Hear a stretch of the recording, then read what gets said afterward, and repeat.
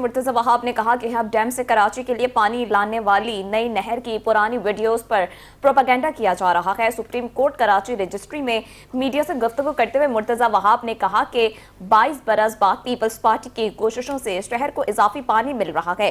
12.8 ارب روپے کی لاگت سے 10 ماہ کی ریکارڈ مدت میں منصوبہ مکمل کیا۔ اگر پروپیگنڈا درست ہوتا تو 13 اگست کو افتتاح نہیں کیا جا رہا ہوتا۔ مرتضی وہاب نے کہا کہ اس منصوبے پر کام مکمل ہے۔ بڑے منصوبے کو شروع کرنے سے قبل جانچ کے لیے آزمائش کی جاتی ہے تاکہ جانچ کے دوران تکنیکی خرابی کی نشاندہی ہو تو اس کو صحیح کیا جا سکے۔ انہوں نے کہا کہ کنکریٹ کے کام میں اس طرح کے مسائل سامنے آتے ہیں۔ آزمائش کا مقصد یہی ہوتا ہے کہ مسائل کی نشاندہی ہو اور انہیں دور کیا جا سکے۔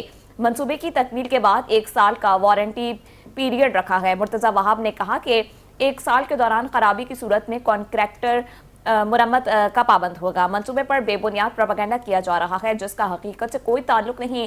انہوں نے کہا کہ تعمیرات کے دوران تمام معیارات کو برقرار رکھا گیا۔ پروپیگنڈے کے پیچھے شہر کو اضافی پانی کی فراہمی کی خبر دب جاتی ہے۔ پروپیگنڈا کرنے والے شہر کو اضافی پانی کی فراہمی کا منصوبہ سبوتاژ کرنا چاہتے ہیں۔